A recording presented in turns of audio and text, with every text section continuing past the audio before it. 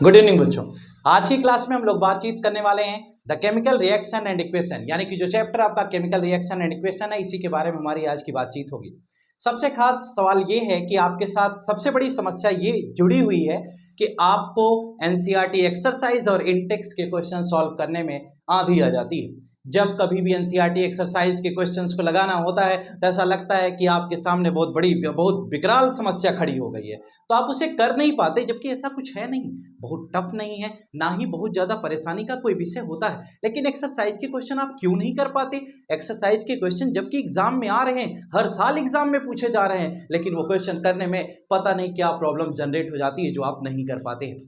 रही बात Intex question की, इंटेक्स क्वेश्चन मतलब जो टेक्स्ट के पीछे जस्ट दिए रहते हैं क्वेश्चंस, उनको भी आपको सॉल्व करना जरूरी है, क्योंकि आपके सीबीएसई बोर्ड के क्लास 10th के एग्जाम में ये क्वेश्चंस ढेर सारी मात्रा में आज तक पूछे जा चुके हैं। तो आइए हम लोग डिस्कस करेंगे वो एनसीईआरटी की एक्सरसाइज जिसके बारे में हमें चिंता का विषय सदैव बना रहता था, उसके बारे में आइए बात करते हैं। और क्या बात करेंगे इस पर हम विचार करते हैं। जरा देखिए, आपको क्या बताया गया कि एनसीईआरटी के सबसे पहले तो आपको एक पेज ओपन हुआ है, स्वागत किया जा रहा है, ठीक है। भले ही हम पढ़ा रहे हैं लेकिन स्वागत हम जरूर आपका करते हैं। आइए सेकंड पेज पे हम बात करते हैं। ये एक्सप्रेशन जरा देखिए, ये आपको एक पिक्चर दिखाई जा रही है, ये क्या बता रही है इसके बारे में आप समझ पा रहे हो? यह एनसीईआरटी की इंपॉर्टेंस बता रही है। एनसीईआरटी की इंपॉर्टेंस बताने का मतलब यह पिक्चर इसको बता रही है कि एनसीईआरटी एग्जाम में एनसीईआरटी की बुक सीबीएसई बोर्ड के एग्जाम में कितनी इंपॉर्टेंट है। इस पिक्चर का केवल मीनिंग इतना है, एक बच्चा एग्जाम देकर के लौटा और लौटने के बाद वह एनसीईआरटी से सवाल क्यों करता है? क्योंकि परेशान था, एनसीईआरटी पढ़ के नहीं गया तो सवाल तो आएगी। अब वो बच्चा क्या कहता है, बच्चे वो कहा तो एनसीईआरटी से पहला सवाल उसका ये हुआ कि मैं तो तेरे को, देखो कुछ लिखा है, मैं बोलूंगा नहीं आप समझना, मैं तो तेरे को क्या समझा था, लेकिन तू देव मानुष निकला। इसका मतलब उसके बड़प्पन की बात की जा रही है कि हे एनसीईआरटी, मैं तो तुम्हें यूं ही समझ करके छोड़ दिया था, लेकिन आज समझ में आ रहा है कि तुम सचमुच में वही हो जैसा सर लोग बताया करते थे। एनसीईआरटी एग्जाम में जिस तरह से क्वेश्चंस आए वो हमें परेशान कर दिए। ये बच्चा एक्सप्लेन कर रहा है, अब आगे बाकी आप समझदार हैं। आइए नेक्स्ट स्लाइड पे देखते हैं। एक्सरसाइज के सॉल्यूशन के बारे में हमें बातचीत करनी है, यानी कि एनसीईआरटी एक्सरसाइज में जो 20, 22, 25 क्वेश्चन दिए गए हैं, आज हम उसी का डिस्कशन करेंगे कि वो 20, 22, 25 क्वेश्चन कैसे सॉल्व किए जाएं, हम उसको कैसे पढ़ पाएंगे, उनमें क्या क्या क्वेश्चंस हैं और उसका क्या आंसर होगा और क्या क्या बातें होंगी, बहुत थोड़े ही समय में हम आपसे शेयर करेंगे। आइए पहले पेज पे चलते हैं। एक बड़ा ही शानदार क्वेश्चन आपके सामने दिखाई दे रहा है, इस क्वेश्चन को जरा गौर से समझिएगा। क्वेश्चन कहता है कि which of the statement about the reaction below are incorrect.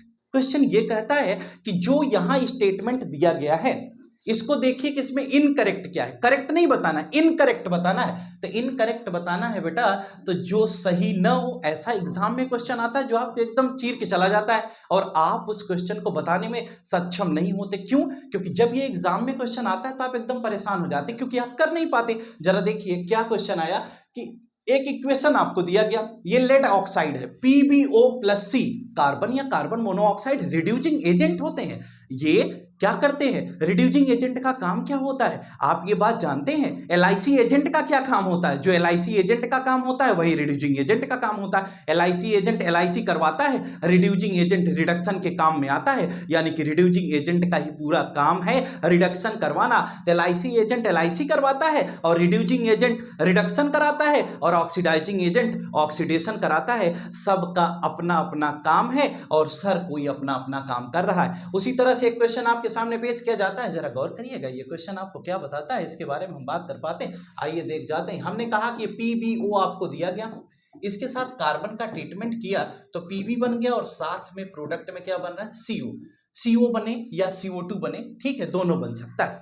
ठीक है। अगर ये क्वेश्चन है, आप देख पा रहे हो कि PbO से Pb बन रहा है बेटा, और C से क्या बन रहा है, CO2 बन रहा है। जब PbO से Pb बन रहा है तो इसका मतलब इस केस में हम क्या पढ़ रहे हैं, रिमूवल ऑफ ऑक्सीजन का केस है, यहाँ ऑक्सीजन का रिमूवल हो रहा है। जबकि इस केस में हम क्या पढ़ रहे हैं, एडिशन ऑफ ऑक्सीजन का केस है, यानी कि इस वाले केस में हम देख रहे हैं कि कार्बन ऑक्सीडाइज होकर के कार्बन डाइऑक्साइड बना रहा है, जबकि लेड ऑक्साइड रिड्यूज होकर के लेड का फॉर्मेशन कर रहा है। इसका मतलब PbO से Pb बन रहा है, तो यह बात क्या कही जाएगी, यह रिडक्शन कहा जाएगा। जबकि कार्बन से कार्बन डाइऑक्साइड बन रहा है तो यह बेटा ऑक्सीडेशन कहा जाएगा। इसका मतलब हम ये कह सकते हैं कि लेड ऑक्साइड रिड्यूज हो रहा है, जबकि कार्बन कार्बन डाइऑक्साइड में कन्वर्ट हो रहा है। इसका मतलब कार्बन ऑक्सीडाइज हो रहा है, लेकिन लेड ऑक्सीडाइज क्या हो रहा है, रिड्यूज हो रहा है। ये दोनों बात आपके समझ में आ जानी चाहिए।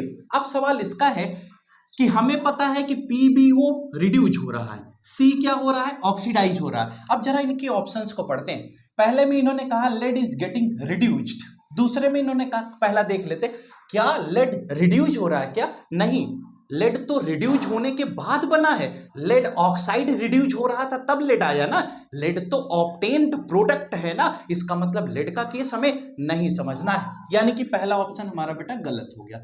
दूसरे में कहा गया carbon dioxide is getting oxidise, क्या कार्बन डाइऑक्साइड ऑक्सीडाइज हो रहा है क्या, आप देख पा रहे हैं, कार्बन डाइऑक्साइड कार्बन के ऑक्सीडेशन के बाद ऑब्टेन्ड हुआ है। इसका मतलब ये ऑक्सीडाइज नहीं हो रहा है, ऑक्सीडाइज कौन हो रहा है, कार्बन। इसका मतलब सेकंड वाला ऑप्शन भी आपका गलत हो गया। आपसे कहा गया कि which of the following statement about the reaction below और इनकरेक्ट। अच्छा, फर्स्ट वाला ऑप्शन आपका इनकरेक्ट हो गया, सेकंड भी इनकरेक्ट हो गया। थर्ड वाले में आओ, थर्ड में कहा गया कार्बन इज गेटिंग ऑक्सीडाइज्ड, क्या कार्बन ऑक्सीडाइज हो रहा है, हाँ ये तो सही है। इसका मतलब कार्बन का ऑक्सीडेशन हो रहा है, इसका मतलब थर्ड ऑप्शन सही है। Lead oxide is getting reduced, हाँ लेड ऑक्साइड का रिडक्शन हो रहा है, ये भी सही है। इसका मतलब हम देख पा रहे हैं कि C और D हमारा सही है, A और B हमारा गलत है। इसका मतलब क्वेश्चन में क्या दिया गया, तो विच of the statement about the reaction below और इनकरेक्ट, आपको इनकरेक्ट स्टेटमेंट बताना था ना। इसका मतलब हमने ये जाना कि ये जो A और B का केस है, यानी कि ये जो इसमें ऑप्शन, ये देखिए 4 ऑप्शन दिए ना, फर्स्ट में लिखा है A एंड B, इसका मतलब इनकरेक्ट ऑप्शन, यानी इसके लिए, इस क्वेश्चन के लिए करेक्ट ऑप्शन ये होगा, ये सब गलत हो गए। इसका मतलब करेक्ट आंसर क्या हो जाएगा आपका इस केस का, A एंड B हो जाएगा। शायद ये फर्स्ट क्वेश्चन आपको समझ में आ जाना चाहिए, नहीं आया हो तो भी समझ लो क्योंकि ये एग्जाम में आएगा। क्वेश्चन नंबर सेकंड में आते हैं। सेकंड क्वेश्चन क्या कहता है, आप देख पा रहे हैं कि ये Fe2O3 दिया गया। Fe2O3 को क्या कहते हैं, फेरस कहते हैं या फेरिक कहते हैं, जरा आप बताइए। आप तो सोचिए Fe2+ को फेरस आयन कहते हैं या फेरिक आयन कहते हैं। Fe2+ फेरस आयन होता है बेटा, Fe3+ फेरिक आयन होता है। तो सर आपको कैसे पता चला कि Fe2O3 फेरिक ऑक्साइड है, क्योंकि हम क्रिस क्रॉस मेथड पढ़े हैं, हम आयंस याद किए हैं, तो आपको भी याद करना पड़ेगा, तो आपको भी ये पता चल जाएगा। एल्यूमिनियम के साथ जब हम फेरिक ऑक्साइड का ट्रीटमेंट करते हैं तो प्रोडक्ट में हमें क्या मिला, Al2O3+ Fe मिल गया। अब कहा जा रहा है कि ये कौन सा रिएक्शन है, ये तो हर कोई जानता है, अमीर अमीर के साथ रहता था, गरीब गरीब के साथ रहता था। आपको याद हो तो डिस्प्लेसमेंट रिएक्शन के दौरान ये बात हमने आपको बताई थी, वही सेम टू सेम चीज है, कोई नई बात आज नहीं आई है बेटा। आपसे कहा गया था कि एल्यूमिनियम आयरन को क्या किया है, डिस्प्लेस किया, क्योंकि एल्यूमिनियम रिएक्टिविटी सीरीज में ऊपर है, आयरन नीचे है, इसलिए नीचे दिया गया रिएक्शन आपका कौन सा रिएक्शन हो जाएगा, डिस्प्लेसमेंट रिएक्शन हो जाएगा। और आपका आंसर सेकंड में डी वाला ऑप्शन करेक्ट हो गया। उम्मीद करता हूं कि ये दोनों क्वेश्चन आपको अच्छे से समझ में आ गए होंगे। सेकंड के बाद आइए थर्ड क्वेश्चन पे चलते हैं। क्वेश्चन नंबर थर्ड कितना अच्छा सा है, जरा देखिए। कहा गया what happens when dilute hydrochloric acid is added to iron filings, यानी कि अगर आयरन के साथ डाइल्यूट हाइड्रोक्लोरिक एसिड का ट्रीटमेंट किया जाए तो क्या होगा। ये क्वेश्चन आया कि अगर इसके साथ डाइल्यूट हाइड्रोक्लोरिक एसिड का ट्रीटमेंट किया जाए तो प्रोडक्ट क्या बनेगा। ये आयरन है, इस आयरन के साथ हम किसका ट्रीटमेंट करेंगे, HCl का। अगर हम इस आयरन के साथ HCl का ट्रीटमेंट करेंगे तो प्रोडक्ट में क्या बनेगा, FeCl2 FeCl3 कुछ भी आप लिख सकते हो, यानी कि आयरन का क्लोराइड बनेगा, चाहे फेरस क्लोराइड लिखोगे चाहे फेरिक क्लोराइड लिखोगे। प्रोडक्ट में आप जरा देखिए, और साथ में हाइड्रोजन गैस इवॉल्व हो रही है। आपको बताया था कि हाइड्रोजन गैस का इवोल्यूशन कहीं है तो पॉपअप साउंड जनरेट होती है, ये हाइड्रोजन गैस का टेस्ट होता है, ये बात आपको पता होनी चाहिए बेटा। अब हमें समझना ये था कि एक तो हाइड्रोजन गैस, हाँ ये ठीक है, आयरन क्लोराइड, हाँ ये भी ठीक है, ये प्रोड्यूस होती है। क्लोरीन गैस आयरन हाइड्रोक्साइड, ये गलत हो गया। कहते हैं नो रिएक्शन टेक प्लेस, ये भी गलत हो गया। Iron salt and water produce, गलत हो गया। इसका मतलब इसका करेक्ट ऑप्शन कौन सा होगा, ए वाला होगा। यानी कि ए वाला जो आपको दिया गया कि हाइड्रोजन गैस और आयरन क्लोराइड का फॉर्मेशन होगा, यही ऑप्शन आपका इस थर्ड क्वेश्चन के लिए सही हो जाएगा। तो थर्ड क्वेश्चन का ये ऑप्शन अगर आपको सही लगा तो इसको टिक किए, आगे चलते हैं। और यही सही है, लगने की क्या बात है। फोर्थ क्वेश्चन देखिए, कितना मतलब आसान सा क्वेश्चन, एग्जाम में नहीं आएगा ये, ठीक है, लेकिन फिर भी जानते रहो। What is a balance chemical equation, why should chemical equations be balance. इतना बड़ा सा लिखा हुआ, इतना नहीं याद करना, अगर आप पढ़े हो तो अपनी लैंग्वेज पे लिख सकते हो। क्या लिखोगे, बैलेंस केमिकल इक्वेशन क्या होते हैं। तो हम पढ़ते हैं, जिस केमिकल इक्वेशन में रिएक्टेंट साइड में जो नंबर ऑफ एलिमेंट हैं अगर वो प्रोडक्ट साइड के नंबर ऑफ एलिमेंट्स के बराबर होते हैं तो उसे हम बैलेंस केमिकल इक्वेशन कहते हैं। कहें सर इतनी बड़ी बात क्या लिखा है यहाँ पे, आगे वाले क्वेश्चन का, why should chemical equations be balance. Chemical equation को बैलेंस क्यों किया जाता है, जिससे यह law of conservation of mass को फॉलो करे। आपको याद होगा law of chemical combination class 9th के थर्ड चैप्टर में आपको पढ़ाया जाता था। तो लॉ ऑफ केमिकल कॉम्बिनेशन में आपने पढ़ा था law of conservation of mass, law of constant proportion, है ना। और अगर जिन्होंने चांद पढ़ा होगा ज्यादा पढ़े होंगे। तो अगर वो दोनों बात आपने पढ़ी है तो आपको यहां क्या करना है, बैलेंस केमिकल इक्वेशन का मीनिंग होता है कि रिएक्टेंट साइड के एलिमेंट प्रोडक्ट साइड के एलिमेंट के बराबर होंगे, एक बात। और दूसरी बात ये होगी कि केमिकल इक्वेशन बैलेंस क्यों किए जाते हैं। अगर हम ये पूछें तो केमिकल इक्वेशन बैलेंस इसलिए किए जाते हैं क्योंकि इनकी बैलेंसिंग से ही हम law of conservation of mass को फॉलो कराते हैं। यानी कि chemical equation law of conservation of mass को फॉलो करते हैं या नहीं, ये भी हम इसी से जज कर पाते हैं। उम्मीद करता हूं कि बात आपको समझ में आ गई होगी। ये क्वेश्चन 4 था। क्वेश्चन 4 में बस इतनी ही बात लिखी गई, बोर्ड पे आप बाकी चाहे जो भी पढ़ेंगे, इसमें कोई इतना संशय का विषय नहीं है। आइए क्वेश्चन 5 की तरफ चलते हैं। बड़ा ही शानदार क्वेश्चन आपके सामने पेश किया जाता है, जरा देखिएगा क्या बताता है ये क्वेश्चन। आ गया ना केमिकल रिएक्शन। जो लोग क्रिस क्रॉस नहीं जानते होंगे, जिनको वैलेंसी नहीं आती होगी, जिनको वैलेंस इलेक्ट्रॉन का कॉन्सेप्ट नहीं पता होगा, पढ़ लेना बेटा, नहीं तो निपटने की नौबत आ जाती है। यहाँ पर देखो, hydrogen gas combines with nitrogen to form ammonia. हम कहते हैं कि अगर हाइड्रोजन गैस को हम नाइट्रोजन के साथ जोड़ते हैं तो अमोनिया बनता है। ये बात आपको पता है, सिंपल सा केस है, 9th से पढ़ते चले आ रहे हैं। कहा गया कि translate the following statement into chemical equation, यानी कि आपको क्या करना है, जो स्टेटमेंट में कोई केमिकल रिएक्शन लिखा है उसको क्या करना है, इक्वेशन में कन्वर्ट करना है। तो हमने कहा कि हाइड्रोजन गैस जब नाइट्रोजन के साथ कंबाइन होती तो अमोनिया बनाती है। आपको पता है हाइड्रोजन कभी H के फॉर्म में रहेगा नहीं, हाइड्रोजन H2 के फॉर्म में आएगा, नाइट्रोजन N2 के फॉर्म में आएगा। H2 जब N2 से जुड़ जाएगा तो NH3 के रूप में अमोनिया बनाएगा। कहे सर हमको समझ में नहीं आएगा, हम आपको बताएं, इधर देखो कैसे नहीं आएगा। ये N2 है, N2 के साथ हमने कहा H2 का ट्रीटमेंट करते हैं तो NH3 बनता है। कहें सर हमारे समझ में नहीं आया, तुम्हारे समझ में नहीं आया तो बेटा क्या दिक्कत है। ये देखो, आपने ये क्रिस क्रॉस मेथड तो पढ़ा था ना कि नाइट्रोजन की वैलेंसी 3 होती, हाइड्रोजन की 1 होती, 1 इधर गया 3 इधर गया तो क्या मिला, NH3 मिल गया कि नहीं। आप ऐसे लिखते थे कि नहीं, यहाँ सिंबल होता है, यहाँ वैलेंसी होता है, सिंबल ऐसे, ये वैलेंसी, नाइट्रोजन की 3 हाइड्रोजन की 1, ये इधर गया ये इधर गया, NH3 ऑब्टेन हो गया। पहला क्वेश्चन समझ में आ जाना चाहिए।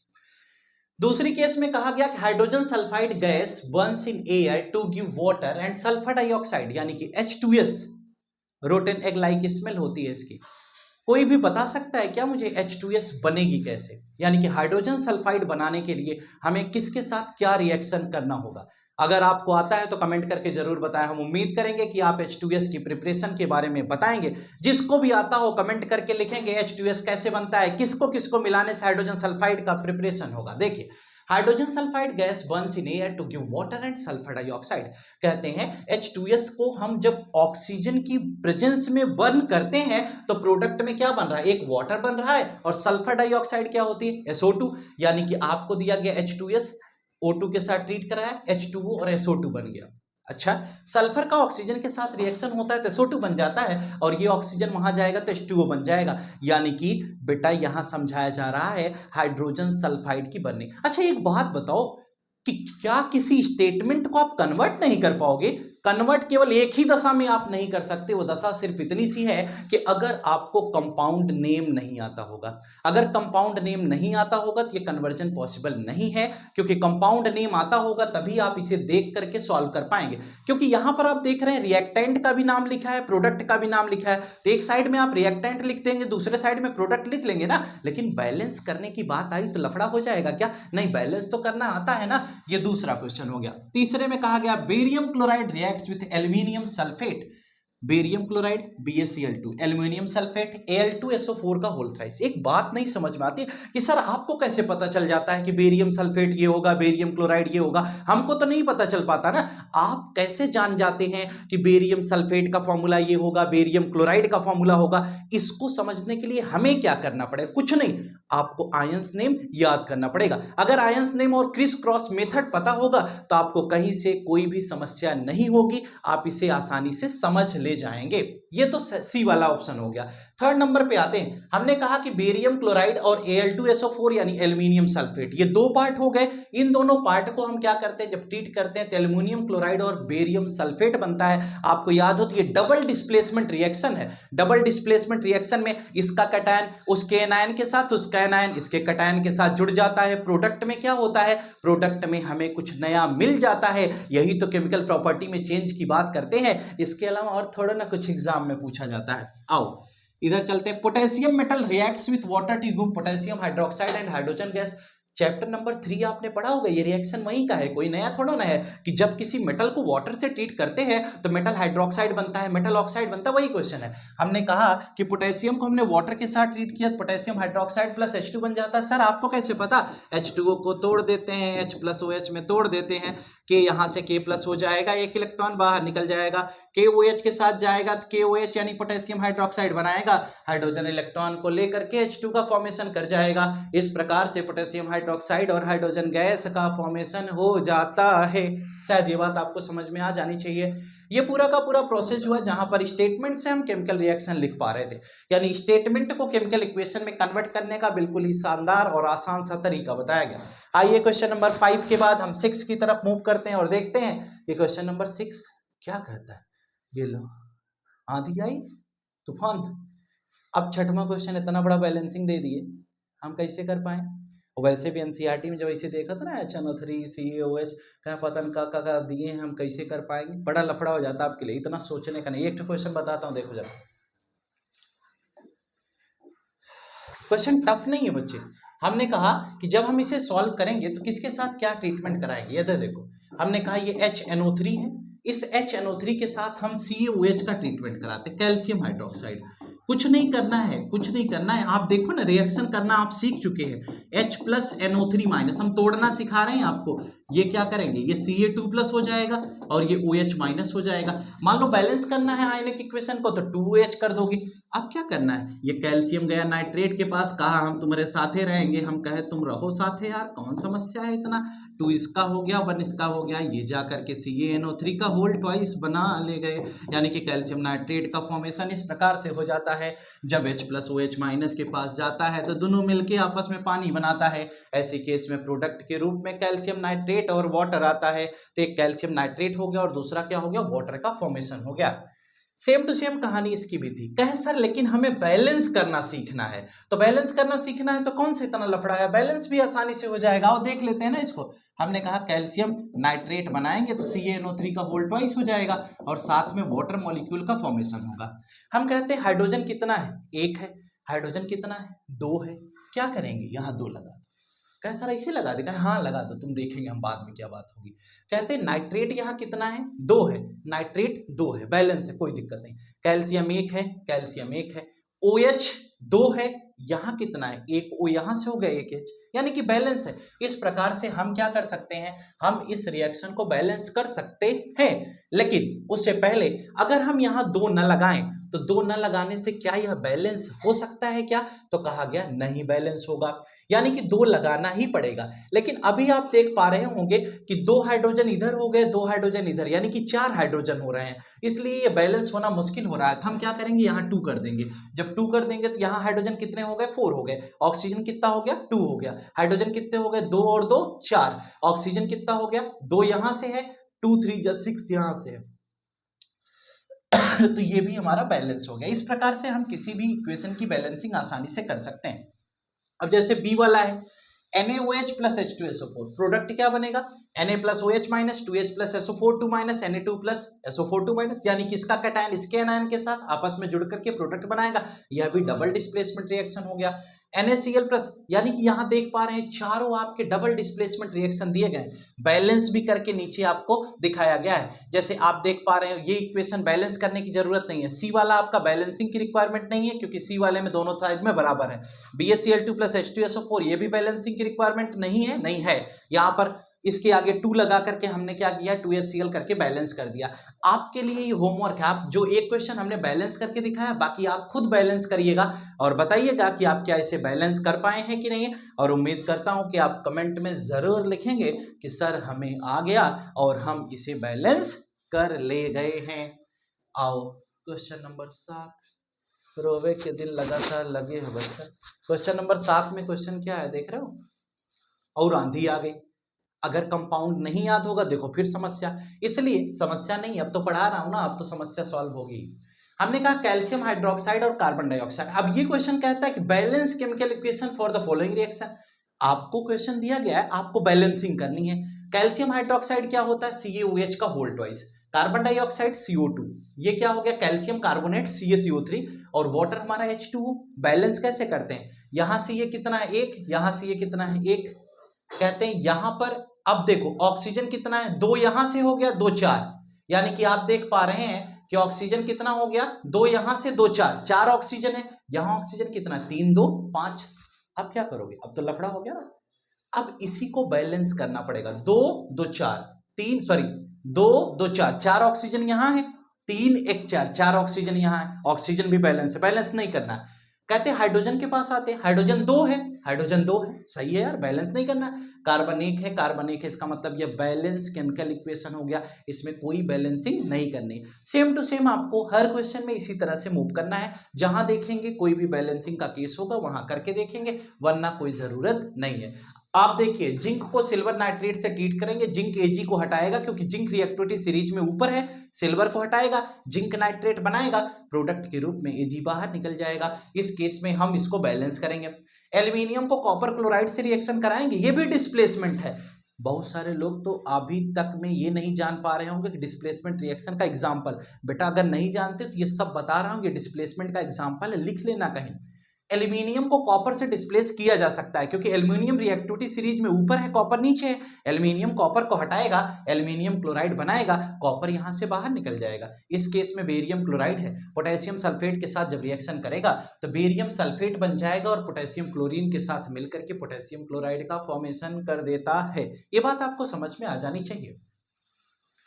सर क्या ये भी डिस्प्लेसमेंट है क्या, नहीं, ये डबल डिस्प्लेसमेंट रिएक्शन है। ये डिस्प्लेसमेंट, ये डिस्प्लेसमेंट, ये डबल डिस्प्लेसमेंट, और है ही वाला सर जी ये तो कॉम्बिनेशन है। आइए 7th, अब देखिए कितने बड़े बड़े क्वेश्चन हमारे सामने आए, इतने बड़े बड़े सवाल हमारे सामने आ रहे हैं। तो बड़े नहीं है बेटा, कंपाउंड नेम याद होगा तो हर क्वेश्चन आसान हो जाएगा। क्वेश्चन नंबर 8 में देखिए, 8 में क्या कहते हैं, फिर वही सवाल, क्या कहा गया, right the balance chemical equation for the following and identify the type of reaction in each case. आपको क्या करना है, पोटेशियम ब्रोमाइड का बेरियम क्लोराइड के साथ ट्रीटमेंट कराया गया, potassium iodide plus barium iodide. अरे इसमें क्या है, ये तो जब आप इसे सॉल्व किए तो देखिए सिंपल सा है, इसका कैटायन उसके एनायन के साथ, उसका एनायन उसके कैटायन के साथ प्रोडक्ट में आ गया और ये डबल डिस्प्लेसमेंट रिएक्शन बना गया। जिंक कार्बोनेट को कहा गया कि जब हम हीट करते हैं तो zinc oxide plus carbon dioxide बनता है। मेटलर्जी का क्वेश्चन है, जब जिंक कार्बोनेट को हीट करते हैं, आपको याद होगा, याद करिए, मेटलर्जिकल प्रोसेस में आप पढ़ के आए होंगे। क्या पढ़ के आए हैं, आप कहते थे एक रोस्टिंग होता है, एक कैल्सिनेशन होता है, याद है। तो कैल्सिनेशन रोस्टिंग के पार्ट से है। ये कैल्सिनेशन का क्वेश्चन है। जिंक कार्बोनेट को जब हम हीट करते हैं तो zinc oxide plus carbon dioxide बन जाता है बेटा। तो ऐसी केस में CO2 गैस बाहर निकल रही है। H2 प्लस अपना पुराना वाला है combination, Mg plus HCl, magnesium hydrogen को हटाया, MgCl2 प्लस H2 बनाया, ये भी डिस्प्लेसमेंट, ये डिकम्पोजिशन। क्यों? क्योंकि किसी को हीट करके हम उससे बना रहे हैं, इसलिए डिकम्पोजिशन। ये डबल डिस्प्लेसमेंट क्योंकि कटायन एनायन के साथ, एनायन कटायन के साथ, और ये मैग्नीशियम हाइड्रोजन को डिस्प्लेस कर रहा है, इसलिए इसे हम क्या कहेंगे? इसे हम डिस्प्लेसमेंट रिएक्शन कहते हैं। ये 7th के बाद 8th क्वेश्चन भी समाप्त हो गया। 8th के बाद 9th क्वेश्चन बड़ा ही शानदार सवाल है, हर साल आता है, जरूरी भी है पढ़ना, लेकिन टफ नहीं है, आसान सा क्वेश्चन है। जरा देखिए, कहा गया what does one mean by exothermic and endothermic reaction, give example. आपको स्क्रीन पर बहुत सारी चीजें लिखी दिखाई दे रही है ना, आपको जो लिखी दिखाई दे रही है उसको आप तैयार कर लो, उसमें कोई संशय का विषय नहीं है, उसको जैसे लिखा वैसे याद कर लो। लेकिन हमारे सामने जो क्वेश्चन का केस है वो ये है कि अगर ऐसा क्वेश्चन आ जाए तो हम क्या करेंगे, यानी कि इंडोथर्मिक और एक्सोथर्मिक रिएक्शन आपसे पूछा जा रहा है, कुल मिला जुलाकर सिर्फ इतना। लेकिन आपको समस्या कहाँ है? समस्या आपको सबसे बड़ी होती एग्जाम्पल में, यानी कि जब एग्जाम्पल की बात आती है ना, तब सोचे थे कौन से एग्जाम्पल लिखी इसमें कि सही हो जाए, तो वही क्वेश्चन में आपको प्रॉब्लम होती है। तो एग्जाम्पल देखिए सामने बोर्ड पर लिखा हुआ है, इसको याद कर लीजिएगा। हम बताते हैं आपको एक्सो, एक्स मतलब होता है बाहर, एक्सोथर्मिक, थर्म मतलब होता है बेटा हीट, यानी कि एक्सोथर्मिक मतलब कि जब किसी रिएक्शन से हीट एनर्जी बाहर निकलती है तो उसे हम क्या कहते हैं? उसे हम एक्सोथर्मिक रिएक्शन कहते हैं। जब किसी रिएक्शन को हीट दी जाती है, जैसे कुछ लोग रिएक्शन नहीं करते तो एनर्जी दे करके हम रिएक्शन कराते हैं, जब किसी रिएक्शन को हम हीट देते हैं तो उसे हम क्या कहते हैं? उसे हम इंडोथर्मिक कहते हैं। क्वेश्चन आपके सामने, अब जरा देखिए इसके बाद में क्या बात होती है।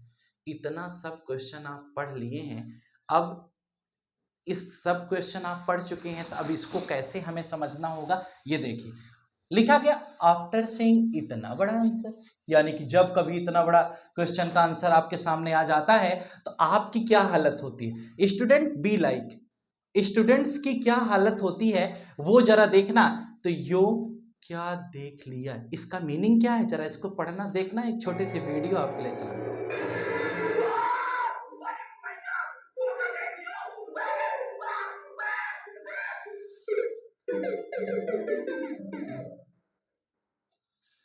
उम्मीद करता हूं कि आप समझ पाए होंगे कि एक विद्यार्थी की क्या दशा होती है जब वह इतना बड़ा कोई भी क्वेश्चन देख लेता है। ऐसी हालत होती है, घबरा जाते हैं हम जब कभी भी ऐसा क्वेश्चन हमारे सामने आता है। अब देखिए, ये आ गए महान पुरुष लोग, ये क्या बता रहे हैं? ये आपको एक सिंपल ट्रिक से समझा रहे हैं कि एक्सोथर्मिक रिएक्शन क्या होता है और इंडोथर्मिक रिएक्शन क्या होता है। ये छोड़ दूं आपके लिए क्या, जरा आप भी समझ के बताइएगा कि ये क्या है। इसमें एक छोटी सी बात इन्होंने समझाया, एक्सोथर्मिक रिएक्शन लिखा, इसके बारे में आपको याद तो आ ही गया होगा, ये कहां से है और कौन क्या कह रहा है। शायद वैसे भी हमें कोई भी चीज देखी हो तो वो जल्दी याद हो जाती है, आपको ये याद आ गया होगा। तो इन्होंने क्या लिखा, बस निकल गई हीट। हीट का मतलब क्या है? किसका मतलब यहां पर हीट एनर्जी रिलीज होती है। देखो कितना आसान से ट्रिक में आपको समझाया। एक्सोथर्मिक रिएक्शन कहते हैं कि अगर हीट रिलीज होती है तो एक्सोथर्मिक है। और दूसरे स्टेप में कहा गया, देखो क्या ज्ञान की बात लिखी है।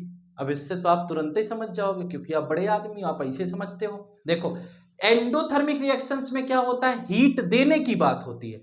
तो इनके बारे में भी आपने जान रहे होंगे, ये क्या है और इसका क्या मीनिंग है, ये आपके लिए छोड़ देता हूं। एक हमने बताया, एक आप खुद से समझिएगा कि इसकी मीनिंग क्या है। और अगर समझ में आया ना तो कमेंट में लिख करके मुझे जरूर बताइएगा कि आपने इस इंडोथर्मिक रिएक्शन की क्या मीनिंग समझी हुई है। चलिए फिर से अपना शुरू हो गया सवाल। आइए क्वेश्चन नंबर 10 पर। यह क्वेश्चन बहुतों बार पूछा गया, एनसीईआरटी में यह क्वेश्चन है और एग्जाम में न आए ऐसा नहीं होता। यह क्वेश्चन बहुत बार पूछा गया, 2 नंबर का क्वेश्चन एग्जाम में पूछा जाता है। जरा गौर करिएगा, क्वेश्चन है कि why is respiration considered an exothermic process.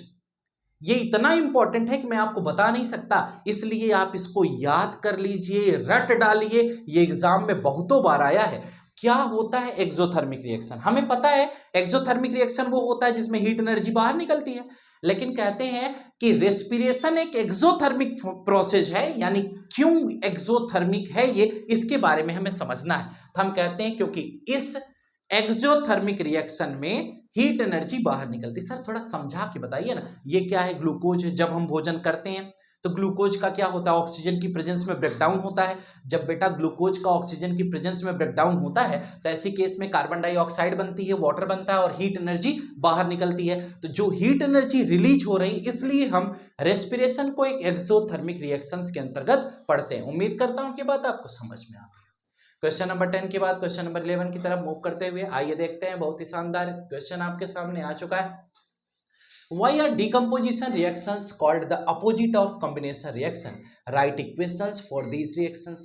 क्या कहा गया कि आप जरा ये बताइए कि जो डीकम्पोजिशन रिएक्शंस होते हैं वो कॉम्बिनेशन रिएक्शन के अपोजिट होते हैं, यानी कि उल्टे होते हैं। कभी कभी यही आता है कि combination reaction is the reverse of decomposition reaction, if yes then justify it. Question को बदला गया तो इस टर्म में आएगा। आपको मालूम होगा कॉम्बिनेशन रिएक्शन में आप पढ़ते थे when two are more than two reactant combine to form a new product is known as combination reaction, ये पढ़ते थे ना। लेकिन जब डीकम्पोजिशन की बात आती थी तो आप क्या पढ़ते थे? When any complex substance break down into the simplest form with the help of heat, energy, light और फोटो, यानी कि हीट, लाइट एंड इलेक्ट्रिसिटी। तो ये क्या हो जाता था? यह आपका डीकम्पोजिशन होता था। तो कुछ नया थोड़ा ना है, इधर दो को जोड़ रहे हैं, उधर एक को तोड़ रहे हैं, इसीलिए एक दूसरे के रिवर्स बता रहे हैं, यही है। और कुछ इसमें नया कोई खास की चीज नहीं लिखी है। बोर्ड पर क्वेश्चन दिया गया है कि H2 और O2 को मिलाते हैं तो पानी पाते हैं, पानी को तोड़ देते हैं हाइड्रोजन और ऑक्सीजन में बदलाव ले आते हैं, यानी कि H2 और O2 को पा जाते हैं। यानी जिसको मिलाया, जिसको पाया, उसको तोड़ा तो कुछ और नहीं, उसी को बनाया जिससे उसको हम बना पाए। शायद ज्यादा हो गया होगा तो समझने की कोशिश करते रहिए। आगे चलिए क्वेश्चन नंबर 12। क्वेश्चन नंबर आगे देखते हैं 11 के बाद। देखिए नेक्स्ट क्वेश्चन क्या आपको दिया गया कि in the refining of silver, यानी कि सिल्वर की अगर हम रिफाइनिंग करते हैं तो क्या होता है? The recovery of silver from silver nitrate solution is involve. देखिए कितना क्वेश्चन पढ़ने की जरूरत नहीं, याद कर लो, इहो आएगा, ये आ चुका है कई बार। इसको क्या दिया गया? और आपको मैं बता दूं बेटा कि एनसीईआरटी का हर एक क्वेश्चन उतना ही इंपॉर्टेंट है जितना आगे खाली छोड़ देता हूं। सोचते रहना कि कितना इंपॉर्टेंट है। हमने कहा सिल्वर नाइट्रेट का ट्रीटमेंट हम किसके साथ कराते हैं? कॉपर के साथ। जब हम सिल्वर नाइट्रेट का ट्रीटमेंट कॉपर के साथ कराते हैं तो कॉपर सिल्वर का क्या करेगा? क्या करेगा सर? कॉपर सिल्वर का जो करेगा वो आप भी तो सोच सकते हो। अगर रिएक्टिविटी सीरीज आप पढ़े होगे तो आपको याद होगा, हाइड्रोजन है, फिर कॉपर है, फिर सिल्वर है, फिर गोल्ड है, फिर प्लेटिनम है, ऐसे दिया गया ना। तो ऊपर वाला हमेशा नीचे वाले को हटा सकता है, ये बात हमने बहुत समय पहले ही बताई थी। इसीलिए भगवान की जब मर्जी होती तो इंसान को उठा लेते हैं। क्यों? क्योंकि ऊपर वाला नीचे वाले को हटा सकता है। क्यों? क्योंकि ऊपर वाले की रिएक्टिविटी ज्यादा है, नीचे वाले की कम है। जिसकी रिएक्टिविटी ज्यादा है वो हमेशा अपने से कम रिएक्टिव को आसानी से हटा देता है। तो डिस्प्लेसमेंट की कहानी यही है बेटा। AgNO3 ये सिल्वर नाइट्रेट कॉपर के साथ जब इसका रिएक्शन कराते हैं, AgNO3 कभी लैब में देखोगे तो क्रिस्टल्स में होता है, व्हाइट कलर का पाउडर होता है, सबसे महंगा कंपाउंड आता है। ये कॉपर के साथ जब इसका ट्रीटमेंट कराएंगे तो कॉपर सिल्वर को हटाएगा, क्या बनाएगा? कॉपर नाइट्रेट और सिल्वर। क्या यह एक डिस्प्लेसमेंट रिएक्शन है? हाँ, यह एक डिस्प्लेसमेंट रिएक्शन है, क्योंकि आज कॉपर के पास भी ये हिम्मत आ गई है कि किसी को हटा पाया ना नहीं हटा पाया, लेकिन सिल्वर को तो हटा ही देगा। इसलिए यह आपका डिस्प्लेसमेंट रिएक्शन का एग्जाम्पल। क्वेश्चन नंबर 15 क्वेश्चन कहता है कि what do you mean by a precipitation reaction, explain by giving example. यानी कि आपसे पूछा गया कि आप प्रेसिपिटेशन रिएक्शन से क्या समझते हैं, यानी कि प्रेसिपिटेशन रिएक्शन होता क्या है। यानी कि कोई भी एक ऐसा रिएक्शन जिसमें प्रेसिपिटेट का फॉर्मेशन होता है बेटा, उसे हम प्रेसिपिटेशन रिएक्शन कहते हैं। यानी जब दो या दो से अधिक रिएक्टेंट को आपस में मिलाएंगे, मिलाने के बाद एक प्रोडक्ट पाएंगे, लेकिन उस प्रोडक्ट को हम पीपीटी के रूप में यानी प्रेसिपिटेट के रूप में अगर पाते हैं तो वह रिएक्शन प्रेसिपिटेशन रिएक्शन के नाम से जाना जाता है। जरा देखिए, आपको कैसे पता चलेगा कि प्रेसिपिटेशन है या नहीं, इसमें पीपीटी बन रही है या नहीं, प्रेसिपिटेट होगा कि नहीं, ये तो केमिकल रिएक्शंस के माध्यम से जानकारी होगी। और दूसरा, अगर आप उसकी फिजिकल स्टेट जानते हैं तो बहुत अच्छी बात है, नहीं जानते हैं तो थोड़ा समय लगेगा, लेकिन आप रिएक्शंस देखेंगे तो क्लियर होगा। आपसे कहा गया सोडियम कार्बोनेट, यानी कि जब हम सोडियम कार्बोनेट का ट्रीटमेंट कराते हैं किससे, कैल्शियम क्लोराइड के साथ, कोई दिक्कत नहीं है। आपको पता है ये Na+ में टूट जाएगा, ये CO3 2- में टूट जाएगा। कैल्शियम क्लोराइड को देखोगे तो ये Ca2+ में टूट जाएगा, ये Cl- में टूट जाएगा, NaCl के साथ जाएगा तो NaCl बनाएगा और कैल्शियम कार्बोनेट के साथ कैल्शियम कार्बोनेट के रूप में पाया जाएगा। और यही कैल्शियम कार्बोनेट इस केस में प्रेसिपिटेट कहलाता है, यानी कि यह इनसॉल्युबल होता है, यही पीपीटी के रूप में पाया जाएगा, यही प्रेसिपिटेट है। बाकी जो इसमें चीजें लिखी गई हैं उसको आप देखिएगा। दूसरा एक एग्जांपल, सोडियम सल्फेट के साथ बेरियम क्लोराइड का ट्रीटमेंट कराया, सोडियम क्लोराइड और बेरियम सल्फेट पाया। कहें सर जी ये वाला कैसे हो गया, ये देखो बच्चा, सोडियम को जब सल्फेट के साथ तोड़ दिया तो ऐसे बनाया, और BaCl2 को Ba2+ और Cl- में तोड़ दिया, NaCl बना लिया, BaSO4 बना लिया। इस प्रकार से सोडियम क्लोराइड और बेरियम सल्फेट का फॉर्मेशन हो जाता। अब जरा देखो, इतने क्वेश्चंस के साथ हम आगे बढ़ते हैं। नेक्स्ट क्या है, अरे इसकी मीनिंग क्या है, ये कह रहा है प्रेसिपिटेट बी लाइक। प्रेसिपिटेशन को समझाने का एक जोरदार तरीका आपके सामने पेश किया जाता है, और वो ये है कि प्रेसिपिटेट बी लाइक। प्रेसिपिटेट कैसा होता है, प्रेसिपिटेट हंसते हुए क्या बोलता है कि बाकी सब डिजॉल्व हो गया, मैं तो बच गया, सेफ हूं मैं। यानी कि प्रेसिपिटेट कहता है किसी रिएक्शन में सब तो गए, निपट गए, सब डिजॉल्व हो गए, केवल हम ही बचे हैं। इसका मतलब ये आपका है बाकी सब डिजॉल्व हो गया, मैं ही बच गया, इसी की खुशी पीपीटी मना रहा है। यह प्रेसिपिटेशन रिएक्शन के अंतर्गत आपको समझाया जा रहा है। चलो ये आपको पीपीटी का मीनिंग समझ में आ गया, किसी भी रिएक्शन में पीपीटी का क्या रोल है।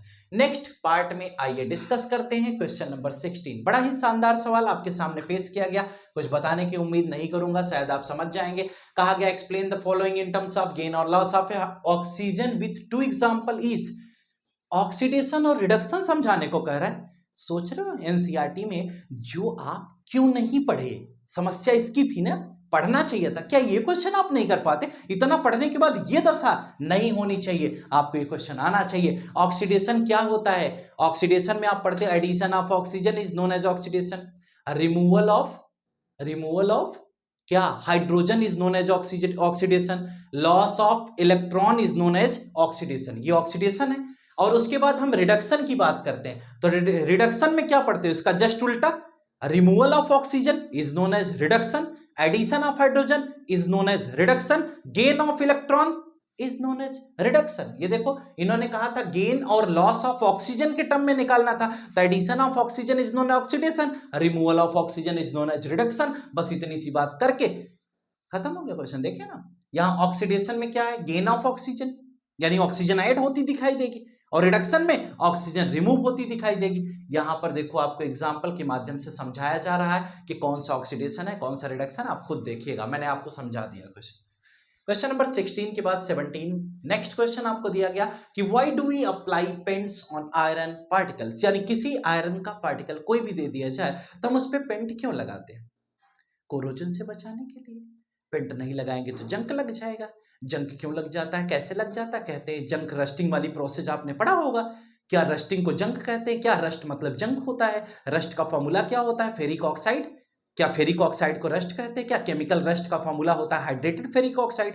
अच्छा ठीक है, वो सब तो ठीक है सर, लेकिन हमें ये बताइए जंक लग क्यों जाता है, क्योंकि आयरन रिएक्टिव है। आयरन रिएक्टिव होने की वजह से जब ऑक्सीजन के कांटेक्ट में आता है तो वह आयरन ऑक्साइड का फॉर्मेशन करता है, और वो लेयर्स के ऊपर आयरन ऑक्साइड का फॉर्मेशन हो जाता है, और धीरे धीरे वो आयरन ऑक्साइड की लेयर उस आयरन से अलग हो जाती है, यानी डिटैच हो जाती हैं, और धीरे धीरे धीरे धीरे करके बुरादे के रूप में बाहर निकलना शुरू कर देती हैं, यानी कि छोटे छोटे पाउडर्ड फॉर्म में वो टूट टूट करके बाहर निकल जाता है। यही है रस्ट, और रस्टिंग से बचाने के लिए हम गैल्वेनाइजेशन, इलेक्ट्रोप्लेटिंग, ऑयलिंग, ग्रीसिंग, ये जो भी फिनोमिना हम लगाते हैं ये केवल हम इसलिए लगाते हैं जिससे कि किसी भी आयरन के सब्सटेंस को या किसी भी मेटालिक बॉडी को हम क्या कर सकते हैं, कोरोजन से बचा सकते हैं।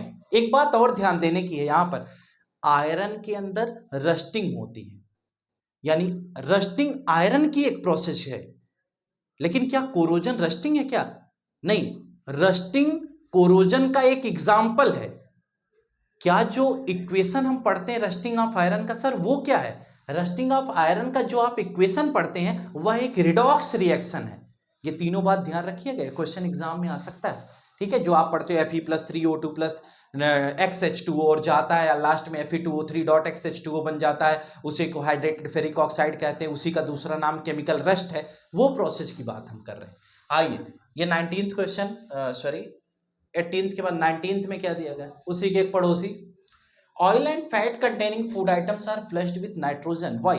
कहते हैं कि किसी भी ऑयली या फैटी फूड सब्सटेंस को अगर हम ऑक्सीजन की प्रेजेंस में रख देते हैं तो वो खराब हो जाता है। खराब कैसे पता चलता है? उसकी टेस्ट और स्मेल बदल जाती है। इस फिनोमिना को रेसिडिटी कहते हैं। लेकिन इन्होंने कहा कि हम नाइट्रोजन गैस की प्रेजेंस में क्यों रखते हैं? क्योंकि नाइट्रोजन गैस एक इनर्ट एटमॉस्फेयर जनरेट करता है, और इनर्ट एटमॉस्फेयर जनरेट करता है इसीलिए किसी ऑयली या फैटी फूड मटेरियल को हम हमेशा नाइट्रोजन गैस की प्रेजेंस में रखते हैं, क्योंकि नाइट्रोजन गैस जब इनर्ट एटमॉस्फेयर का फॉर्मेशन कर लेता है तो वहां पर कोई दूसरा का इन्वॉल्वमेंट नहीं होता, यानी ऑक्सीजन वहां पहुंच नहीं पाती, जिसकी वजह से ऑयली या फैटी फूड सब्सटेंस क्या होता है, उसकी टेस्ट और स्मेल नहीं बदलती है। ये पूरी इसकी प्रोसेस।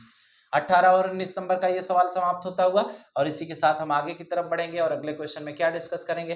कहा गया explain the following terms with one example is, नहीं बताऊंगा। देखिए, कोरोजन और रेंसिडिटी पूछ रहा। आपने पढ़ा होगा कि जब किसी भी कोरोजन को कैसे डिफाइन करते हैं, जब कोई भी मेटालिक सब्सटेंस आपको वाटर, मॉइस्चर, एयर की प्रेजेंस में रख दिया जाए तो उसमें क्या होता है, एक लेयर का फॉर्मेशन हो जाता है। यह फिनोमिना कोरोजन है। रेंसिडिटी क्या होती है? जब किसी ऑयली या फैटी फूड मटेरियल को हम क्या करते हैं, हम ऑक्सीजन के कांटेक्ट में रखते हैं तो उसका टेस्ट और स्मेल दोनों बदल जाता है। यह फिनोमिना रेंसिडिटी कहलाती है, और उस फूड मटेरियल को हम रेंसिड फूड के नाम से जानते हैं। यहां देखो, यहां बताया गया कि हम इसको कैसे प्रिजर्व कर सकते हैं, यानी कि रेंसिडिटी के लिए एयर टाइट कंटेनर, रेफ्रिजरेटर, यानी कि भोजन खराब ना हो, उसका टेस्ट और स्मेल ना बदले, इसलिए हम क्या कर सकते हैं, उसे एयर टाइट कंटेनर में रखते हैं। दूसरा, हम उसे रेफ्रिजरेटर में रखते हैं। तीसरा, एंटीऑक्सीडेंट ऐड करते हैं। 2 एंटीऑक्सीडेंट याद कर लेना, एग्जाम में आ सकता है, एक BHA और एक BHT। BHA का मतलब होता है ब्यूटाइलेटेड हाइड्रोक्सी एनिसोल, और BHT का मतलब ब्यूटाइलेटेड हाइड्रोक्सी टोलुइन। ये दोनों आप याद कर लीजिए, दोनों में से कोई भी पूछा जाएगा तो गलत ना हो।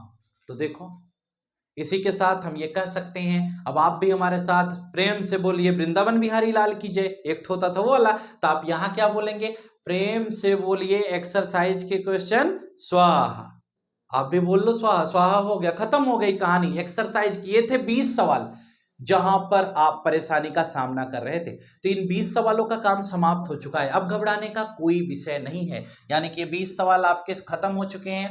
अब हम लोग आगे बढ़ने वाले हैं, जहां पर हम बात करेंगे बेटा इंटेक्स क्वेश्चन। इंटेक्स क्वेश्चन मतलब जो क्वेश्चन बीच बीच में दिए रहते हैं एनसीईआरटी बुक में, उसके बारे में हम बात करते हैं। 2-3 छोटे छोटे सवाल हैं जो हमें इंपॉर्टेंट लग रहे थे, वो हम आपको कराएंगे। लेकिन उससे पहले जरा इधर देखिए, एक फिर पिक्चर आपको क्या डिनोट करती है। ये सभी पिक्चर्स एनसीईआरटी की इंपॉर्टेंस बताती हैं आपको कि एनसीईआरटी आपके लिए कितनी जरूरी है। क्या लिखा गया, Intex question and example exercise से वैसे ही ज्यादा इंपॉर्टेंट है जैसे तुम्हारे पेरेंट्स तुम्हारी प्रियतमा से। इसका मतलब क्या हुआ, इसका मीनिंग समझ पा रहे हो? इसका मीनिंग ये हुआ कि एक्सरसाइज के क्वेश्चंस आपके लिए कितने जरूरी हैं, ये लाइन बयां करती है। कहते हैं जितना जरूरी आज के समय में आपके पेरेंट्स आपके प्रियतमा से। प्रियतमा मतलब कुछ लोग हिंदी ना समझत हो तो ना समझ पाई हैं, ठीक है। प्रियतमा मतलब प्रेमिका से, ठीक है। इसका मीनिंग ये हुआ। उम्मीद लगता हूं कि आप समझ पाए होंगे इसे, कि आपके पेरेंट्स आज के समय में आपकी प्रेमिका से ज्यादा जरूरी है। ठीक उसी प्रकार आज की कंडीशन ये है, आज की कंडीशन ये है कि इंटेक्स का क्वेश्चन भी उतना ही जरूरी है जितना आपके पेरेंट्स आपके लिए जरूरी हैं। आगे देखिए ये क्या लिखा गया है। लिखा गया कि एक स्टूडेंट की बात है और मेरा नाम भी लिख दिया गया है। यहां क्या है, कहते हैं क्वेश्चन है ये इंपॉर्टेंट नहीं है, एनसीईआरटी में है ये इंपॉर्टेंट है। यानी कि जरूरत इसकी है कि क्वेश्चन है ये इंपॉर्टेंट नहीं है। क्वेश्चन तो बहुत सारी जगहों पर है, हर जगहों पर है, कहीं कहीं क्वेश्चन लिखे गए, ये जरूरी नहीं है। लेकिन क्वेश्चन एनसीईआरटी में है, जरूरी ये है, हमें ध्यान देना होगा। अगर एनसीईआरटी में है तो कहीं नजर हटी तो दुर्घटना न घट जाए, क्योंकि एग्जाम में ये क्वेश्चन कहीं फिर से न आ जाए, इसलिए जरूरी ये है। आइए आगे चलते हैं। इंटेक्स क्वेश्चन का पहला सवाल बहुत ही जानदार सवाल है, बहुत बार एग्जाम में आया, लोगों ने इसे खूब सराहा। क्या है क्वेश्चन, जरा हम भी देखते हैं। लिखा गया why should magnesium ribbon be cleaned before burning in air, यानी कि एयर में उसे बर्न करने से पहले हम क्या करते हैं, हम उसे साफ क्यों करते हैं, उसे साफ क्यों किया जाता है? क्योंकि जब मैग्नीशियम की रिबन को एयर में खुले में छोड़ देते हैं तो वह मैग्नीशियम ऑक्साइड का फॉर्मेशन कर लेती है, इसीलिए पहले हम उसे साफ करते हैं फिर बर्निंग फिनोमेना के अंतर्गत लाते हैं। आगे लिखा गया मैग्नीशियम ऑक्साइड की जो लेयर होती है उसे हटाने के लिए। सेकंड क्वेश्चन है कि right the balance equation for the following chemical reaction. Hydrogen का ट्रीटमेंट क्लोरीन के साथ किया गया तो हाइड्रोजन क्लोराइड का फॉर्मेशन हो रहा है। हाइड्रोजन को H2 बोले, क्लोरीन Cl2 है, क्रिस क्रॉस कराए, HCl पाए, प्रोडक्ट बनाए, नाम लिख जाए, खत्म हो जाए। तीसरे नंबर पे फिर से हम आए, ये देखो अगला क्या है, बेरियम क्लोराइड का treatment aluminium sulphate, BaCl2 + Al2SO4 का होल थ्राइस, इसका जब ट्रीटमेंट करेंगे डबल डिस्प्लेसमेंट रिएक्शन है, ये Ba2+ और ये Cl- में टूट जाएगा, या Al3+ SO4 2- में टूट जाएगा। दोनों को जब आपस में जोड़ देंगे, इसका कैटायन इसके एनायन के साथ आएगा, इसका एनायन उसके कैटायन के साथ जाएगा, इसका कैटायन इसके एनायन के साथ आएगा, इसका कैटायन उसके एनायन के साथ जाएगा, प्रोडक्ट में एक डबल डिस्प्लेसमेंट रिएक्शन का केस बन जाएगा। उसके बाद कहा गया सोडियम को वाटर के साथ ट्रीट किया, जब सोडियम को वाटर के साथ ट्रीट करेंगे तो प्रोडक्ट क्या बनाएगा, सोडियम हाइड्रोक्साइड बन जाएगा, यानी कि प्रोडक्ट हमारा NaOH बन जाता है। इस केस में सोडियम हाइड्रोक्साइड प्रोडक्ट के रूप में आ जाएगा। ये हमारा पहला क्वेश्चन था। उम्मीद करता हूं कि पहला क्वेश्चन और दूसरा क्वेश्चन समझ में आ गया होगा। आइए क्वेश्चन नंबर 3 पे चलते हैं। क्या लिखा गया, right balance chemical equation with state symbols for the following reaction. एक नई बात है यहां पर, यहां स्टेट सिंबल लिखा गया, इसका मतलब क्या, आपको सॉलिड, लिक्विड, गैस, एक्वस यानी कि उसकी फिजिकल स्टेट बतानी होगी। जो ब्रैकेट में छोटा सा लिखते थे ना, small s, small l, AQ, small g, ये जो लिखते हैं उसके बारे में कहा गया। एक बैलेंस केमिकल इक्वेशन लिखना है उसके स्टेट सिंबल के साथ। क्या दिया गया कि solution of barium chloride and sodium sulphate in water react to give insoluble barium sulphate and the solution of sodium chloride. बड़ा ही आसान सा केस है, कुछ ऐसा नहीं है बेटा। क्या है, डबल डिस्प्लेसमेंट। कितनी बार आया है सोच पा रहे हो? कंपाउंड को आयन में तोड़ दो, Ba2 + Cl-, Na+ और SO4 2-, BaSO4 और NaCl, प्रोडक्ट ऑब्टेन हो गया। NaOH को HCl, अरे ये तो बड़ा सिंपल वाला क्वेश्चन है, सोडियम क्लोराइड की प्रिपरेशन है। ये H + Cl- में टूट जाएगा, ये Na+OH- में टूट जाएगा, NaCl- के साथ NaCl बनाएगा, HOH के साथ H2O बन जाएगा। इतना तो आप अब जान ही रहे होंगे, किसको किसके साथ तोड़ेंगे, किसको किसके साथ जोड़ेंगे, प्रोडक्ट में क्या बना पाएंगे। क्वेश्चन नंबर 3 समाप्त होता हुआ। अब देखिए, अगर हम इसकी बात करते हैं तो ये समझ में आ जाना चाहिए। इसमें 2 क्वेश्चन और आपके सामने आए हैं, ठीक है। इसका क्या मीनिंग है, ए solution of a substance X is used for white washing, यानी कि आप देख पा रहे हैं कि हम एक क्वेश्चन की बात कर रहे हैं कि एक X कोई सब्सटेंस है, उसका सॉल्यूशन व्हाइट वॉशिंग के लिए यूज किया जाता है। अब आपको पता होगा कि पुराने समय में लोग क्या करते थे, पेंट तो अब इतने डिजाइन वाले होने लगे, अब तो पहले तो ऐसा नहीं था ना। पहले क्या करते, चूना घोल करके पेंट करते थे, वही वाली कहानी लिखी गई, कुछ नया नहीं है। अब इसमें क्या होगा, कहते हैं कैल्शियम ऑक्साइड का जब हम वाटर से ट्रीटमेंट कराते हैं तो क्या बन जाता है, कैल्शियम हाइड्रोक्साइड बन जाता है। आप देखते होगे गांव में अभी कभी भी पेंटिंग का केस होता होगा तो चूना बोरी में आता है पैक होकर के, बोरी वाला चूना नाद में डाल देते हैं, उसमें पानी डाल देते हैं और वो उबलता रहता है, खूब हीट एनर्जी रिलीज होती है, ठीक है। और ये तो एक्सोथर्मिक रिएक्शन का भी एग्जांपल हो गया। हाँ, अगर हाइड्रोलिसिस ऑफ क्विकलाइम कहा जाए तो एक्सोथर्मिक रिएक्शन भी है बेटा। उस केस में क्या होता है, हीट निकलती रहती है, प्रोडक्ट में कैल्शियम हाइड्रोक्साइड का फॉर्मेशन हो गया। थोड़ी देर बाद जब वो ठंडा हो जाता है, उसी को निकाल करके घर में हम क्या करते हैं, लगाते हैं, दीवालों में पोतते हैं, जिसकी वजह से थोड़ी देर के बाद वह कलर व्हाइट हो जाता है। और आप देखते होंगे कि एक बार लगाने पर तुरंत व्हाइट नहीं होता, थोड़ी देर के बाद व्हाइट होता है। उम्मीद करता हूं समझ गए होगे, समझ गए होगे तो वही फिर कमेंट करके बताना, नहीं समझ पाए हो तो कोई बात नहीं, फिर दोबारा कमेंट करना कि सर समझ नहीं पाए, तो हम दोबारा बताएंगे आपको कि वो थोड़ी देर बाद क्यों व्हाइट होता है। क्वेश्चन ये, right the reaction of the substance X named in the above.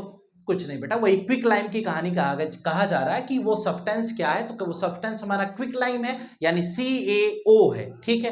Question number 2 क्या कहते हैं, Why is the amount of gas collected in one of the test tube in activity 1.7 double of the amount collected in other? एक activity की कहानी इसमें समझाई गई है, ठीक है। बुक में देखेंगे तो वहां आपको समझ में आएगा कि उस एक्टिविटी की क्या प्रोसेस थी। कहते हैं electrolysis of water, hydrogen and oxygen is get separated by the electricity. अगर हम इलेक्ट्रोलिसिस करते हैं यानी कि वाटर की इलेक्ट्रोलिसिस कर देंगे तो हाइड्रोजन और क्या मिलेगा, ऑक्सीजन। एक कैथोड और एनोड का केस आप पढ़ते थे, उसी के बेसिस पर H2 और O2 को हम आसानी से सेपरेट कर पाते हैं अगर इलेक्ट्रोलिसिस के फिनोमेना में बात करेंगे तो। लेकिन एक छोटा सा बात यह है कि क्वेश्चन यहां यह कहा गया कि जब हम ऐसा करते भी हैं, जब हम ऐसा करते हैं तो ये जो डबल की कहानी है, आपको याद हो तो PYQ सीरीज में, एक सीरीज में यह क्वेश्चन हमने आपको समझाया था। क्योंकि हाइड्रोजन के H2O की केस है ना, तो हाइड्रोजन के 2 एटम है, ऑक्सीजन का 1 होता है, इसलिए यहां पर डबल की कहानी आपको बताई जा रही है। 2:1 का रेशियो होता है, इसलिए ऐसा आपको बताया जा रहा है। शायद ये बात आपको समझ में आ जानी चाहिए। एक क्वेश्चन यहां पेज नंबर 13 का दिया गया। पेज नंबर 13 पे ये दिया गया कि why does the colour of copper sulphate solution change when an iron nail is dropped in it. यह प्रैक्टिकल का क्वेश्चन है, यानी कि जब हम कॉपर सल्फेट का सॉल्यूशन लेते हैं उसमें हम एक आयरन नेल डाल देते हैं, यानी कि कोई भी लोहे का छड़ डाल देते हैं, रॉड डाल देते हैं। ऐसी केस में हम क्या पाते हैं, हम ये पाते हैं कि कुछ समय बाद उसका कलर चेंज हो जाता है। क्यों? क्योंकि आयरन कॉपर को हटाता है, आयरन सल्फेट बनाता है, कॉपर बाहर निकल जाता है। इस प्रकार से प्रोडक्ट में ये हमारा आता है। फर्स्ट क्वेश्चन का आंसर हो गया, ये रीजन है क्योंकि ये डिस्प्लेसमेंट रिएक्शन है। सेकंड क्या कहता है, give an example of double displacement reaction other than the one given in activity 1.10। आपको कोई भी एग्जांपल ले लो यार, डबल डिस्प्लेसमेंट कितने एग्जांपल दिए। सोडियम कार्बोनेट को कैल्शियम क्लोराइड के साथ ट्रीट कराया गया, Na+CO3 2- बन जाएगा, Ca2+Cl- बन जाएगा, CaCO3 बन जाएगा, NaCl के साथ जाएगा तो NaCl बन जाएगा। इस प्रकार से इस प्रोडक्ट के बारे में हम बात करते हैं। पेज 13 पर पाया जाने वाला ये क्वेश्चन समाप्त होता है। क्वेश्चन नंबर 3 पे आइए, क्या क्वेश्चन दिया गया, identify the substances that are oxidised and the substances that are reduced in the following reaction. ये जो रिएक्शन दिए गए हैं इसमें कौन सा सब्सटेंस ऑक्सीडाइज हो रहा है और कौन सा रिड्यूज हो रहा है ये बताया गया। सोडियम का ट्रीटमेंट ऑक्सीजन के साथ किया गया तो सोडियम ऑक्साइड बनता है, इसका मतलब सोडियम का क्या हो रहा है, ऑक्सीडेशन, क्योंकि सोडियम Na से Na2O बन रहा है। यहां CuO+H2 है तो Cu+H2O बन रहा है। ये रिएक्शन आप पहले भी पढ़ चुके हैं। आप कॉपर ऑक्साइड को कॉपर में कन्वर्ट होता देख रहे हैं, इसका मतलब रिमूवल ऑफ ऑक्सीजन है। हाइड्रोजन को वाटर में कन्वर्ट होता देख रहे हैं, इसका मतलब एडिशन ऑफ किसका है, ऑक्सीजन है। तो एक केस में आप रिमूवल ऑफ ऑक्सीजन, एक में एडिशन ऑफ ऑक्सीजन। आपको समझ में आ जाना चाहिए कि जहां पर एडिशन ऑफ ऑक्सीजन है यानी यहां पर कॉपर ऑक्साइड रिड्यूज हो रहा है, यानी इसका रिडक्शन हो रहा है, और हाइड्रोजन का क्या हो रहा है, ऑक्सीडेशन हो रहा है। तो यहां बताएगा कौन ऑक्सीडाइज हो रहा है, कौन रिड्यूज हो रहा है, ये बात आपको समझ में आ जानी चाहिए। नेक्स्ट पार्ट पे आते हैं। अब ये खत्म हो गई कहानी। इंटेक्स के जिन सवालों पर आप अटक रहे थे, जिन सवालों पर आप अभी तक परेशानी समझ में आपको आ रही थी, उन सभी सवालों का खत्म हो गया है काम। अब हमें समझना है वो ज्ञान जो आएगा इम्तिहान में आपके काम। तो आइए देखते हैं वह ज्ञान क्या है। ज्ञान की बात देखो आप बहुत जल्दी से समझ जाते हो ना। तो क्या लिखा गया, ज्ञान जो आए इम्तिहान में काम। इसका मतलब कि अब जो इस एग्जाम में आपके काम आने वाला ज्ञान है उसकी छोटी सी चर्चा हम आपके साथ करेंगे। आपकी वो कमी जिसकी वजह से आप कभी कभी एग्जाम में क्वेश्चंस छोड़ देते हैं। देखिए कभी कभी आपके यहाँ क्या होता है, ऐसे एक्टिविटी का एक क्वेश्चन आता है। इस एक्टिविटी के क्वेश्चन में एक आपको पिक्चर दे दी जाती है। जो पिक्चर आपको एक्टिविटी के क्वेश्चन में दिखाई दे रही है इसके बारे में थोड़ा सा आपको पढ़ लेना चाहिए, ऐसा हमें लगता है। क्योंकि ऐसे क्वेश्चंस जब एग्जाम में आ जाते हैं तो हम घबरा जाते हैं और हम कर नहीं पाते, उसे छोड़ के चले आते हैं। जब छोड़ के चले आते हैं घर आकर फिर से पढ़ते हैं तो समझ में आता है कि अफसोस नाम की एक चिड़िया का नाम याद आता है, उसका कोई मीनिंग नहीं होता। ये प्रिकॉशनरी मेजरमेंट्स की बात है। यहां लिखा गया precautions that should be taken when heating ferrous sulphate, यानी कि फेरस सल्फेट को जब हम हीट करते हैं तो हमें क्या क्या प्रिकॉशंस लेनी चाहिए, क्या सावधानियां बरतनी चाहिए जब हम फेरस सल्फेट को हीट करते हैं, तो जरा इसके बारे में हम आपको समझाना चाहेंगे। क्या आप समझ पाएंगे? हमने कहा फेरस सल्फेट को जब हम हीट करते हैं तो सबसे पहली चीज, जिस सब्सटेंस में आप हीट कर रहे हैं, चाहे वो बॉइलिंग ट्यूब हो चाहे वो टेस्ट ट्यूब है, उम्मीद करता हूं बॉइलिंग ट्यूब में आप हीट करेंगे। जब आप उसे हीट करेंगे तो ऐसी केस में ये देखो कैसे इस बच्ची ने पकड़ रखा है इसको, ऐसे ही आपको हमेशा बॉइलिंग ट्यूब पकड़नी चाहिए, यानी कि आप उसे थोड़ा सा तिरछा करके पकड़ेंगे। दूसरी चीज आपको कहा गया क्रिस्टल्स अंदर होंगे, इसका ध्यान रखना है। जब आप स्मेल करते हैं, जैसे आपके पास कोई बॉइलिंग ट्यूब का केस है, मान लीजिए बॉइलिंग ट्यूब है, आप कोई भी गैस इससे इवॉल्व हो रही है, आप उसे स्मेल करते हैं, तो आप क्या करते हैं, नाक लगाकर सीधा सूंघ लेते हैं, और जैसे सीधा सूंघ लेते हैं फिर कुछ नहीं सूंघते, एक लंबे समय तक सूखने की शक्ति समाप्त हो जाती है। क्यों? क्योंकि पूरा खींचते हैं और चढ़ जाता है सिर में। ये नहीं करना है। आप किसी भी स्मेल को कैसे लेंगे, ये स्मेल यहां से निकल रही है, आप उसको इस तरह से अपनी तरफ करते हैं और थोड़ा थोड़ा सा उसे सूंघने का प्रयास करते हैं। ऐसा करेंगे तो बेटर है। बर्नर के बारे में आपको बताया गया, सूंघने के बारे में बताया गया, कैसे हम नाक का उपयोग करेंगे किसी गैस को स्मेल करने के लिए। फेरस सल्फेट भरी हुई ट्यूब को हम कैसे पकड़ेंगे, ये कुछ प्रिकॉशंस बताया गया। उम्मीद करता हूं कि आपको समझ में आएगा, लेकिन ध्यान इस बात का देना है कि एग्जाम में एनसीईआरटी की हर एक लाइन पढ़ करके जाना है। बाकी कुछ पढ़ो चाहे ना पढ़ो, एनसीईआरटी पढ़ के जाना, लाइन टू लाइन पढ़ के जाना, हर एक्टिविटी पढ़ के जाना, हर क्वेश्चन सॉल्व करके जाना। अगर इतना करके चले गए तो कोई क्वेश्चन इससे बाहर नहीं आएगा। चाहो तो किसी दिन मेरे घर आ जाना, मैं लिख के दे दूंगा, इसके अलावा कोई क्वेश्चन नहीं आएगा। अब यहां पर क्या लिखा गया, जरा इसको समझिए। यहां पर लिखा गया इफेक्टर्स टू हैंड, जिससे तुमने बिना टेस्ट ट्यूब होल्डर के बॉइलिंग ट्यूब पकड़ रखी है। इसकी कहानी क्या है, जरा इसको समझो। ये कुछ बताना चाह रहे हैं आपको, ये कुछ बताना चाह रहे हैं। क्या बताना चाह रहे हैं कि जैसे कुछ लोग ऐसे होते हैं, कुछ महान लोग होते हैं, उनके लिए समझ में नहीं आता कि टेस्ट ट्यूब है, हाथन से पकड़ प्रैक्टिस करना शुरू कर दिया, ऐसे पकड़ लिए। जब ऐसे पकड़ते हैं ना तो ये हालत होती है। आप बायो पढ़े होंगे ना, तो बायो में बताया जाता है हाथ हटाओ भैया बहुत जरूरत। तो ये कहानी इसी की है बेटा, इसका मतलब पढ़ना बहुत जरूरी है, नहीं तो लफड़ा हो सकता है। उम्मीद करता हूं कि सब कुछ आपको बढ़िया समझ में आया होगा। एक आपको छोटी सी स्क्रीन पर चीज दिखाई दे रही है, इसके बारे में हमें लगता है कि आप समझ पाएंगे।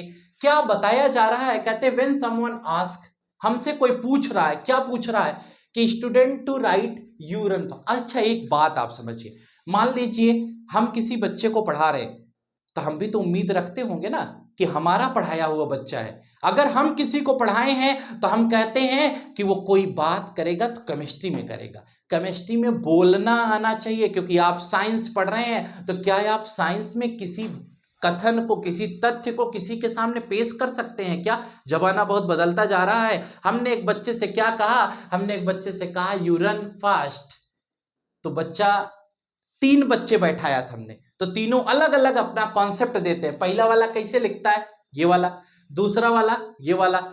जिसको हम पढ़ाए रहेंगे हम उससे क्या उम्मीद करेंगे कि वो कौन सा लिखेगी, या थर्ड वाली केस लिखेगा। इसका मीनिंग क्या है कि यहां पर आपको बताया गया कि तीसरे वाली कहानी में बताया गया यू रन फास्ट, अगर थोड़ा सा एवरेज कंडीशन होगी तो ये वाला लिखेगा। लेकिन अगर हम कहें कि इसका रीजन क्या है कि ये फास्ट क्यों दौड़ रहा है, तो हम वहां पर ये कॉन्सेप्ट अप्लाई करेंगे कि your atom seems to have a lot of kinetic energy. इसकी मतलब क्या है कि अगर कोई तेजी से दौड़ रहा है तो क्यों तेजी से दौड़ेगा, क्योंकि उसकी काइनेटिक एनर्जी बहुत ज्यादा होगी। तो ये है एप्लीकेशन बेटा, इसीलिए हम कभी कभी पीछे हो जाते हैं। तो हमें एप्लीकेशन बेस्ड केमिस्ट्री मालूम होनी चाहिए। बच्चे कई वैरायटी के हैं मार्केट में, आपको कैसे बनना है, आपको 4th वाली कंडीशन में आना है। अगर हम आपको पढ़ा रहे हैं तो हम उम्मीद आपसे करेंगे कि आप ऐसे तथ्य, ऐसे कथन, ऐसे सेंटेंस पेश करेंगे कि अगला आदमी भी सोचने पे मजबूर हो जाए कि साइंस पढ़ा है बच्चे ने। तो यानी कि ये सब अब कहानी छोड़ दो, आप सीधा लिखोगे कि हम तेज दौड़ते इसलिए हैं क्योंकि हमारी काइनेटिक एनर्जी ज्यादा है। ये हो गई ना साइंस की बात। तो बात उम्मीद करता हूं कि अब आप भी बात करेंगे साइंस में। इसी के साथ आइए आगे की तरफ बढ़ते हैं और इस चैप्टर का अंत किया जाए, यानी कि जो हम लोग अभी तक पढ़ चुके थे इसको खत्म करेंगे। उससे पहले देखिए आपके सामने कुछ लिखा है कि चलते चलते थक जाओ फिर क्वेश्चन पर आके रुक जाओ। इसका मीनिंग क्या हुआ कि थकना नहीं है, चाहे जितने भी थक जाते हो और फिर आकर किसी सवाल पर अटक जाना है, रुक जाना है और मेहनत करके पढ़ना है, मन लगा के पढ़ना। उम्मीद करता हूं कि आपको ये वीडियो पसंद आई होगी। लाइक शेयर सब्सक्राइब करना ना भूलें। उससे पहले फिर रुके, इतना जल्दी जल्दी आप बंद कर देंगे क्लास तो फिर हो गया भाई। लास्ट आपको पीपीटी का पोर्शन दिखाएंगे। अब ये आपकी अंतिम कहानी हो गई। नेक्स्ट क्लास में हम लोग क्या बातचीत करेंगे वो हम बात करेंगे, उसके बारे में हम आपको बताते हैं। अगली क्लास में हम एक्टिविटी से रिलेटेड बात करने वाले हैं, यानी कि एक्टिविटी के बारे में हम लोग पढ़ेंगे। आज के लिए फिलहाल इतना ही। Good night to all of you. Today class is over. Thank you.